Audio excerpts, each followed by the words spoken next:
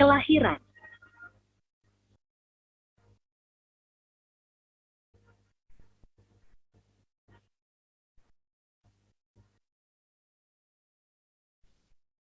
Ketika pembukaan mencapai 10 cm, terjadi dorongan, tanda persalinan akan dimulai.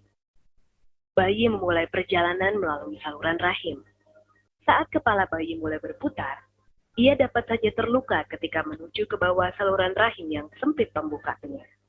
Tulang kepala bayi memiliki ruang yang bernama fontana, yang membuat kepala bayi memanjang dan cukup untuk keluar melalui saluran rahim. Kepala dan pundak bayi disangga, sementara bagian tubuh lainnya keluar dengan mudah. Ketika keluar, kepala bayi secara otomatis kembali ke ukuran normalnya. Keluarga bahagia yang telah melaksanakan program keluarga berencana ini nampak riang gembira. Penantian panjang selesai sudah. Berharap bayi mereka kelak akan menjadi anak yang berkualitas. Bersama, mereka akan menjalani kehidupan datang dengan sebuah keluarga baru. Keluarga berkualitas. Oke, cukup. Penjelasannya detail ya Kak, ternyata. Proses melahirkan juga penjelasannya tuh cukup, maksudnya benar-benar jelas gitu. Sampai proses melahirkan juga. Kita lanjutin share screen PPT-nya. Kenapa? Lanjut share screen PPT-nya enggak, Kak? Iya.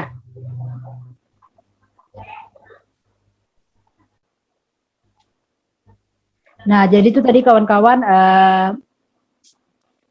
nonton bareng yang singkat. Jadi itu tadi informasi tentang organ reproduksi, terus proses pembuahan, gimana proses, terus masa siklus buat cewek, terus tadi ada siklus yang pendek, siklus yang panjang, tadi ada dijelaskan ya berapa hari, dari 21 hari sampai hari keberapa itu. Jadi kalau buat cewek-cewek yang datang bulan, ada yang kok baru 2 minggu udah datang bulan lagi ya. Jadi itu dia termasuk siklus yang pendek. Ada juga yang 2 bulan tuh baru datang. Sebenarnya itu dia termasuk siklus yang panjang. Jadi jangan heran. Next, ini tadi udah. Next B, ini tadi udah dibahas di ini.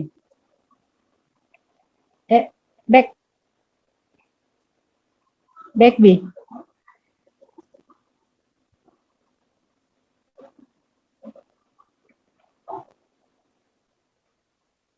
Nah, masuk ke pubertas. Jadi kalau pada saat pubertas itu ada perubahan fisik dan psikologis pada remaja ya di usia pubertas.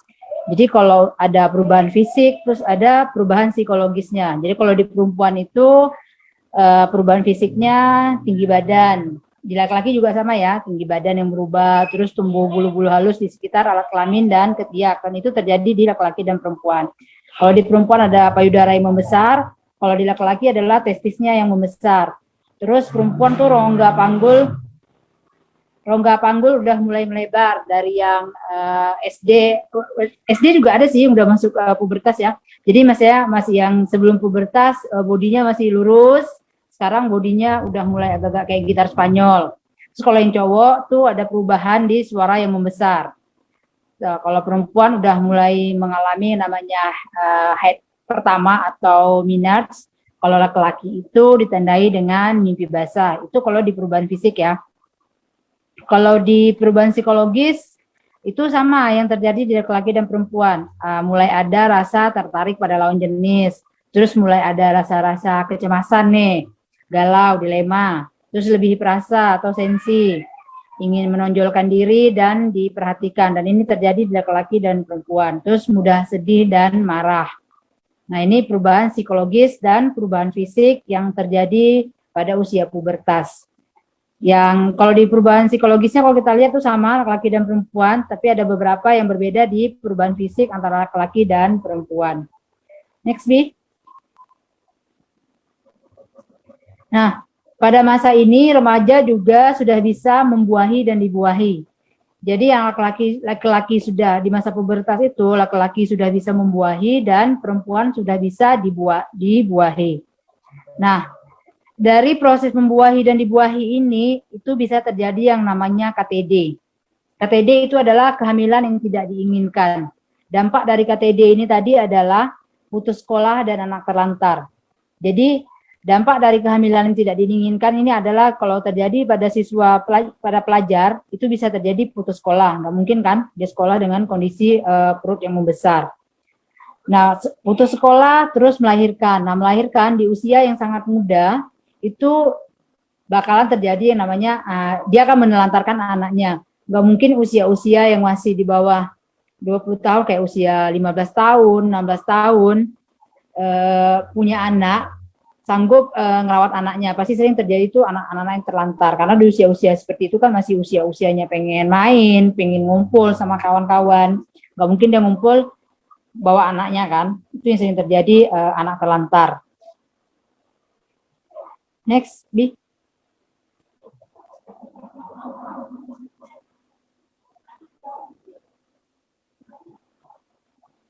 Nah, KTD itu sering, akibat dari KTD itu ada sering dilakukannya aborsi. Jadi kalau orang yang nggak siap dengan KTD atau kehamilan yang tidak diinginkan, pasti pengennya ngelakuin aborsi. Nah, ini adalah dampak dari melakukan aborsi. Pendarahan yang terus-menerus, infeksi setelah tindakan aborsi, terus kematian perempuan yang melakukan aborsi. Kalau sekarang tuh udah jarang ya kita dapat berita kalau ada perempuan yang meninggal setelah melakukan aborsi yang ilegal. Kalau dulu tuh sering masuk di berita banyak kematian perempuan setelah melakukan aborsi. Apalagi aborsinya tuh aborsi yang ilegal. Karena dulu ada pakai apa katanya daleman lalang itu yang tajam-tajam itu ditusuk ke dalam rahimnya untuk mecahin janinnya, akhirnya pendarahan dan ibunya juga meninggal karena melakukan aborsi yang ilegal tadi. Terus kondisi psikologis atau perasaan bersalah dan penyesalan yang dapat mengakibatkan depresi. Jadi banyak cewek-cewek yang akhirnya depresi karena merasa bersalah setelah melakukan aborsi itu tadi.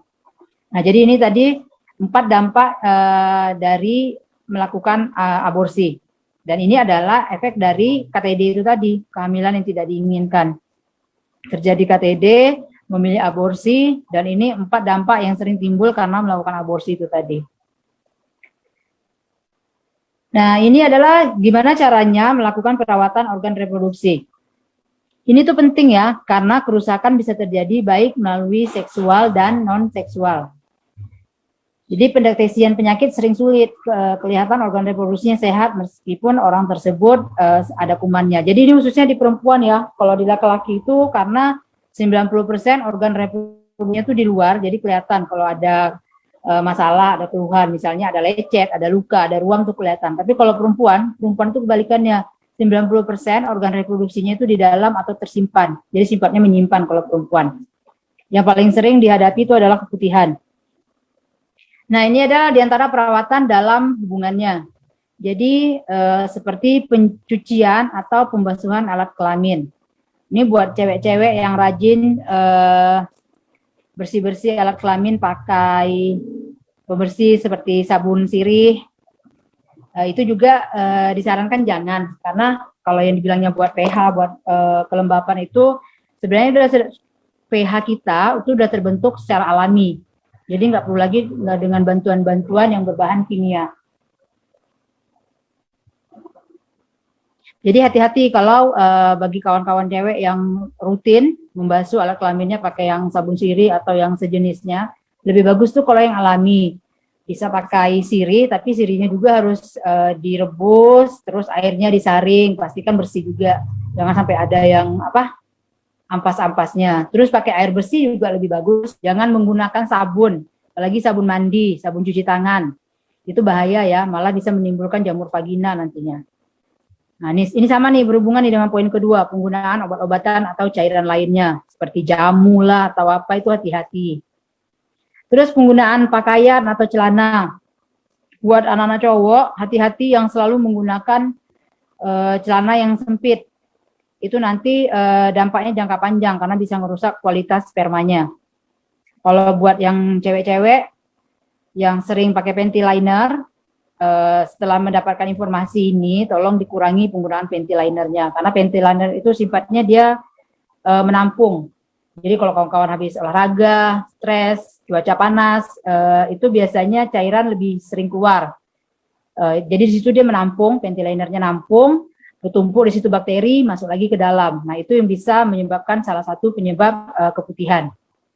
Jadi kalau memang menggunakan panty liner itu jangan setiap hari. Ada waktu-waktunya. Kalau memang pas lagi mungkin lagi capek, boleh kalau lagi olahraga, nggak mau sering-sering atau habis datang bulan, kalau nggak mau pakai pembalut, saya pakai panty liner tapi sering-sering diganti.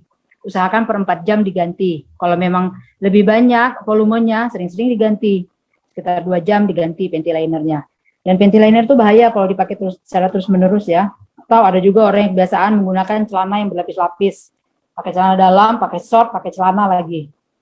Itu bisa bikin rongga organ reproduksi atau vagina kita tadi itu lembab dan itu bisa menimbulkan bakteri atau jamur vagina. Itu yang dikhawatirkan nanti terjadi namanya keputihan yang tidak normal. Jadi kalau buat yang cewek-cewek, keputihan itu ada dua, ada keputihan yang normal dan keputihan yang tidak normal. Keputihan yang normal itu ada setelah dan sebelum dan sesudah datang bulan. Warnanya bening, tidak berbau, tidak berwarna, tidak gatal, itu normal. Tapi kalau keputihan yang setiap hari rutin, terus-menerus ada berwarna, gatal, bikin sakit perut di bagian perut bawah, di bagian pusat, itu namanya keputihan yang tidak normal. Boleh periksa ke bidan atau ke dokter, dikhawatirkan itu jamur vagina.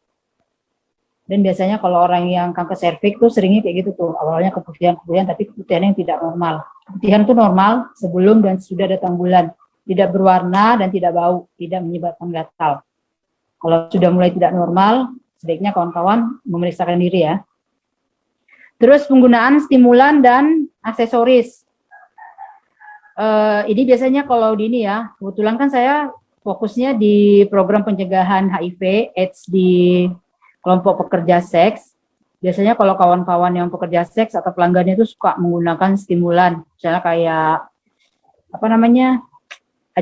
tisu ajaib, atau banyaklah alat obat-obat yang digunakan untuk stimulan atau aksesoris. Kadang-kadang suka yang kayak cewek juga suka ada yang ditindik, yang cowok-cowok juga suka dikasih butiran-butiran gitu. Nah itu juga hati-hati kalau penggunaan stimulan dan aksesoris. Jangan gunakan alat-alat yang bukan alami gitu loh, yang alat-alat yang asing untuk di organ reproduksi. Itu bisa menimbulkan berbagai macam penyakit. Terus seksual. Ini tadi yang di depan tadi sempat kita bahas secara seksual dan non seksual yang berhubungan dengan kesehatan reproduksi. Jadi ada juga aktivitas-aktivitas seks yang menyebabkan rusaknya organ reproduksi. Ya, lobet.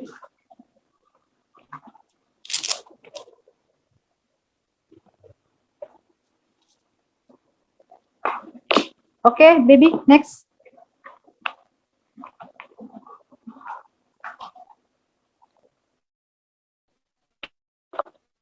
Oh, ternyata sudah.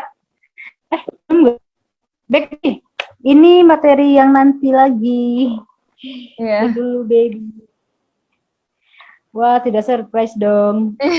Cara perawatannya, kayaknya masih ada satu lagi nggak, Bi? Yang cara perawatan gitu, Bi? Ada nggak ya? Kayaknya di baby ada deh, Kak. Bentar ya, Kak. Kayaknya ada yang kelewat. Iya, kayaknya ada yang kelewat tuh. Saya baby juga tahu kayaknya masih ada lagi. Saya kemarin nengok kan. Set lagi tuh cara perawatan organ reproduksi yang baik dan benar.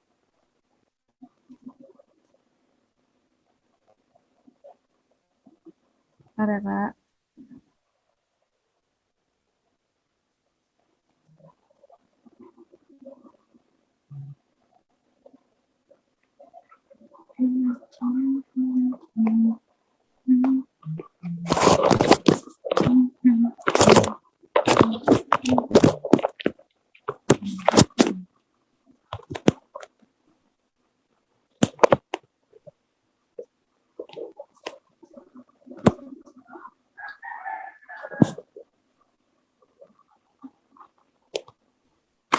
Lama nggak di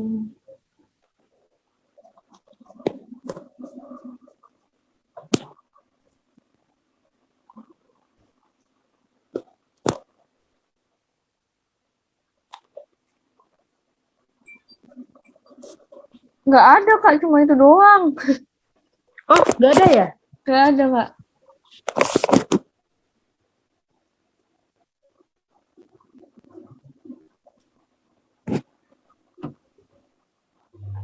Oh iya. Oh oke. Oke, nah mungkin dari Baby dikit aja Kak pertanyaannya nih, karena juga kita kan udah waktunya udah oke banget nih. Jadi Baby nanya dikit aja nih tentang tadi kan ada tentang kehamilan. Mhm. Nah, apa sih yang bisa terjadi kalau misalnya ketika remaja gitu melakukan maksudnya kehamilan dini tuh maksudnya tuh bakal KTD. KTD kehamilan yang tidak diinginkan. ya itu tuh maksudnya penyebabnya tuh apa yang akan terjadi gitu loh Kak. Dampak dari KTD itu tadi. Dampaknya ya benar. Seperti yang tadi kita tampilkan di slide itu ada dua ya. Secara psikologis, terus kalau buat remaja pelajar itu bisa terjadi yang namanya putus sekolah. Gak mungkin kan kalau lagi sekolah terus dengan keadaan perut yang membesar dia masih sekolah, dan sekolah juga belum tentu mau nerima kan ada muridnya yang hamil. Terus kayak tekanan psikologisnya juga. Kebayang nggak di usianya yang lagi 15 tahun, di saat lagi pengen ngumpul-ngumpul, pengen main sama kawan, dia lagi hamil. Pasti ada tekanan psikologis. Seandainya dia ikut ngumpul pun, pasti dia lebih merasa berbeda gitu kan dari kawan-kawannya. Iya benar. Pasti benar. Iya, pasti ada perasaan yang pokoknya secara psikologis tuh pasti ada tekanan. Nah, terus yang tadi kita udah lihat video singkat tadi tentang organ reproduksi. Kenapa pemerintah itu menerapkan peraturan wajib menikah di wanita itu wajib usia 21 tahun. Tahu nggak kenapa? Enggak, kenapa Kak? Nah, jadi kenapa diwajibkan usia 21 tahun? 20 tahun ya? 20 tahun ya, laki-laki 21, 25 ya? Enggak, cewek, kalau setahu Baby cewek 21, cowok 24 ya kalau nggak salah. Cewek itu kenapa harus 21 baru boleh menikah? Jadi peraturan itu diambil adalah karena mereka nggak asal mengeluarkan peraturan, jadi ada penelitian-penelitiannya juga. Jadi organ reproduksi kita perempuan, rahim itu keadaannya siap menerima perkembangan janin di dalam rahim itu usia 21 tahun. Jadi di saat usia yang masih 15 tahun, 16 tahun itu sebenarnya organ reproduksi cewek itu belum siap untuk berkembangnya janin di dalam rahim. Ya, kita tuh sering kanker serviks. Kanker serviks itu salah satu penyebabnya itu. Jadi dengan perawatan reproduksinya yang enggak baik, terus itu tadi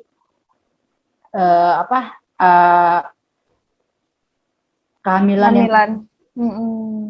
Terlalu cepat di usia di bawah 21 tahun itu. Jadi itu kenapa pemerintah itu mewajibkan wanita itu nikahnya di usia 21 tahun. Jadi kondisi organ reproduksinya itu udah siap. Jadi kalau di bawah 20 tahun ya, di bawah 20 tahun itu sebenarnya kondisi rahimnya itu belum siap untuk dibuahi dan berkembangnya janin di dalam rahim. Yang dikhawatirkan itu dampaknya panjang.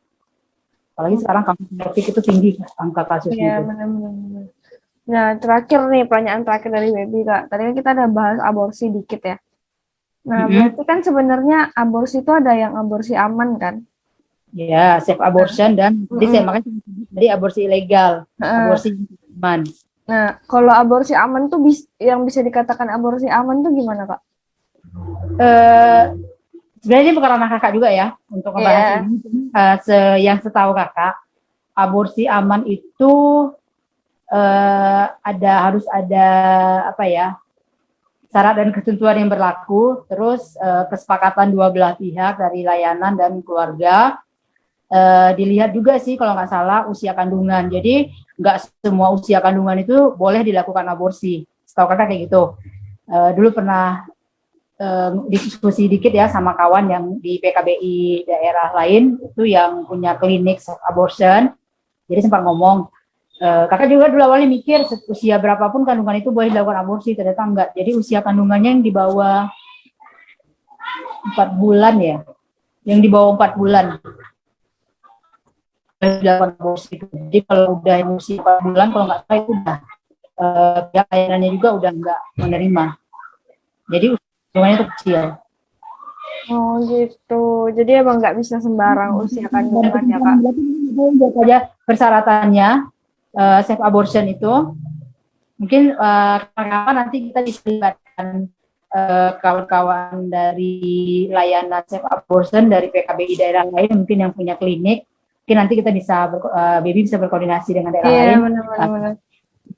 Dia lebih bisa menjelaskan secara jelas nih. Kita benar-benar ngebahas tentang KTD dan aborsi itu tadi. Jadi kawan-kawan juga bisa tahu kan dampak dari aborsi itu apa, kehamilan yang terlalu muda itu apa. Mungkin nanti bisa cari narasumber yang lebih di ranahnya kali ya. Oke, siap. Oke, makasih ya Kak udah mau diundang lagi di Bitol. Mungkin bulan depan dengan materi yang berbeda lagi kita masuk. Jangan bosan-bosan Kak dengan Bitol. Terus untuk teman-teman, Tadi udah kebuka saja mati. oh iya benar. Udah nggak rahasia lagi nih. Jadi untuk teman-teman udah nonton juga makasih. Jangan bosan-bosan juga nonton TikTok. Kita see you di streaming selanjutnya. Dadah. Bye.